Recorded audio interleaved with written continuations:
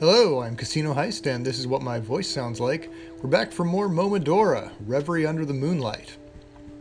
So last time we beat Arthropod Demon Idea. Here she is. She'll be sticking around here for a while. And now we've got some water, nice reflection. Oh, look who it is! It's Sans Undertale. Sorry about killing you in that that other game I played. Anyway, so what are you doing here?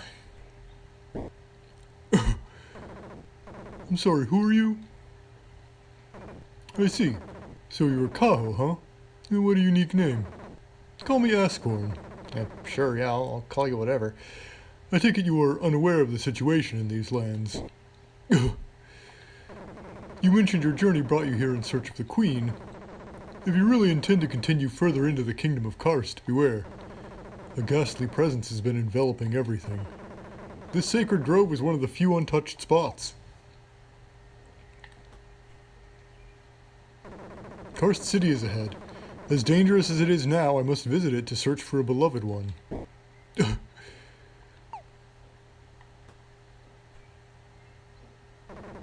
been asleep for 100 years, enough to make me unfamiliar with this kingdom. In my days, people would come to this grove and pray to higher deities. The people of this kingdom may have lost their faith, but I still have mine within me. Perhaps it was those heretic actions that led us to the present state of events? Yeah, maybe. Okay, that's all he's got to say. Alright, well, here are the gates of Qarth City. And, and it's night. Okay. It's night all of a sudden, and also it's Bloodborne. And, oh, did you notice on the last screen? There's an ivory bug down here. Now it's mine.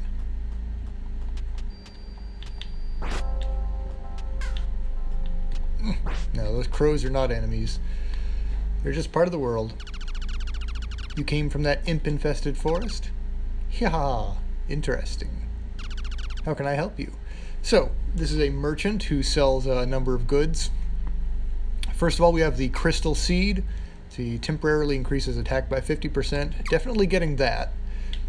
Fairy Tear is a passive equip, raises users' resistance to status ailments. That's really not going to be so much of a problem for me, so I'm not picking that up.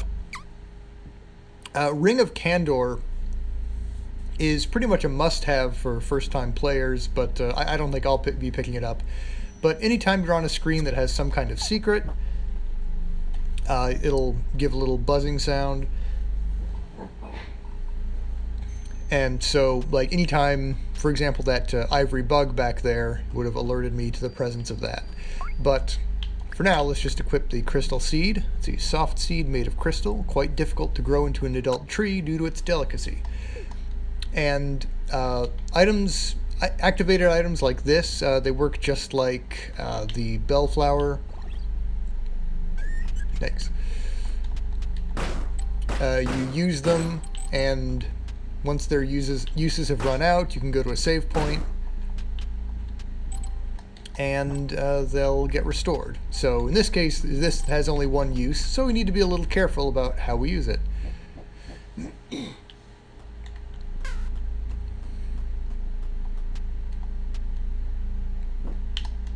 Oh, yikes. I mistimed that. Anyway, yeah, these are a common enemy. These dogs made of some kind of pink mist.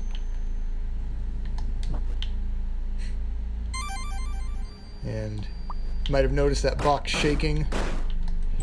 And of course I knew about it in advance, so I was able to dodge that attack easily. Now this is one of the hardest screens in the early game, because you've got two those sorceresses hurling magic at you, and you can't really reach them. You can, if you fire a triple shot arrow, oh yikes, you can hit them up there, but it's easier just to avoid them. I'll pick this up, and I could drop down further, but I won't because there's something I want over here.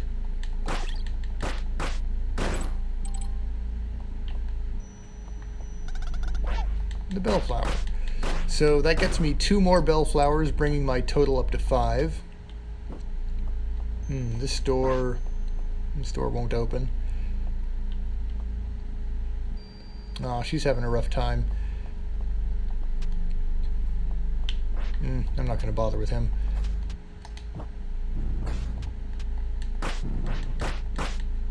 I'm not going to bother with that guy either. No reason to. So I could drop down here, but oh, whoops. I didn't mean to. I meant to jump, but I was still crouching. Well, let's see. Let's see how this goes. Huh? Looks like some outsider missionary. Haha, your rotten corpse will serve my mistress well. So this is Mocha.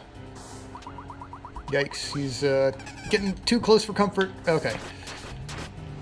So with this attack, you can use your leaf to clear away the bullets. Ooh, yikes. Oh, okay. So right now I'm cursed. That is a status ailment I got hit with because I stood in that smoke. And being cursed prevents me from using... Ooh, the ground's shaking. Prevents me from using my weapons. And a less obvious effect is it also prevents the use... It robs me of the benefit of any of my... Oh, yikes. Any of my passive items. So you might have noticed that... Oh... While I was cursed, my arrows weren't producing any of that poison smoke, and that's because I lost the use of Idia's Pearl until I stopped being cursed. So, let's try that again. Oh, did I not purchase anything yet? Oh yeah, I didn't save after I made that purchase.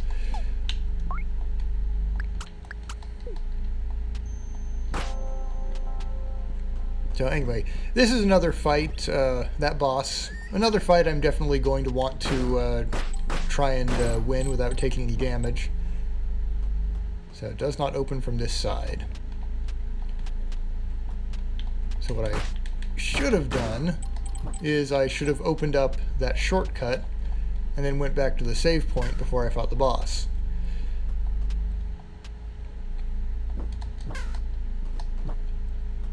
But this time I'll take things a little quicker. Less fighting, more dodging.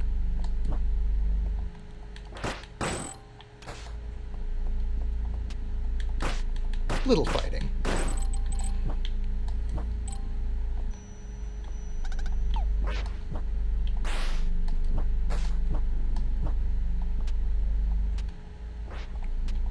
Yeah, so you can definitely get through most areas without fighting, just jumping, dodging, and let's see, there is a achievement for, let's open up the shortcut here, for winning the game without killing any common enemy. So you can jump and dodge around enemies through the whole game and get the pacifist achievement if that's what you're into. And I'll have to remember to use my crystal seed for this fight.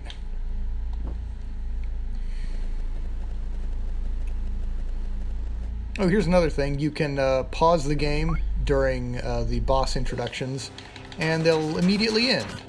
You can just get on with the fight. Ah, yikes. Alright, trying this again. I know, Mocha can actually be kind of difficult to deal with just because he jumps around a lot, which makes it difficult to dodge him accurately.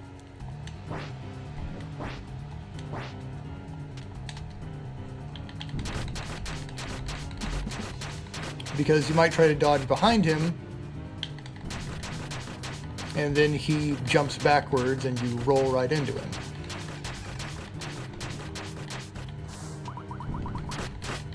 Nope, ground shaking. Yeah, that happens after you take off about a third of Mocha's health. Ah! I swear I'm not bad at this fight, I'm just a little overconfident during the second half.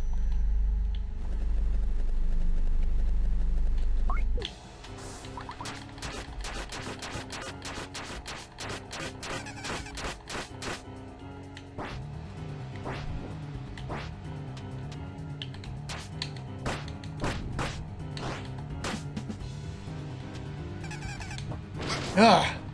Okay, we're good. Okay, last couple of times I've had good luck with the Mocha portion of the fight.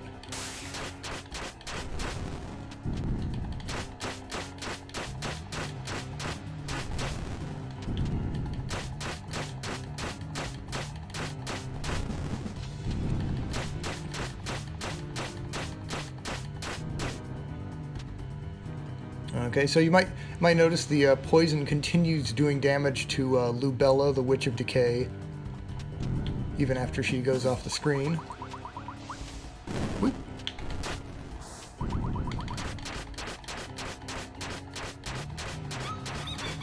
And sometimes she laughs, and that just buys you some time. You little pest. I can't waste any more time with you. So, if you've seen any imagery of Momodora without having played the game, chances are you've seen images of Lubella, the Witch of Decay. She's sort of been, she's kind of prominent in some of the promotional art and the screenshots. And, I mean, who can say why, really?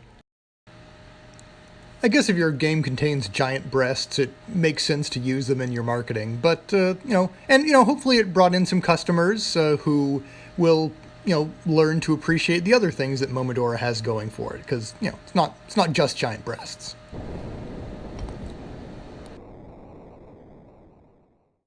Anyway, so we beat the fight without taking damage. And now we get the Bachman patch. Bachman patch is a very useful item. There's nothing really to see over here, just some water you can potentially fall into and die.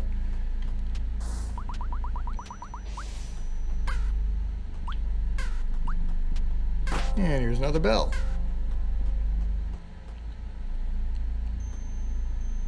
And you know what? That seems like a good place to call it for the second episode.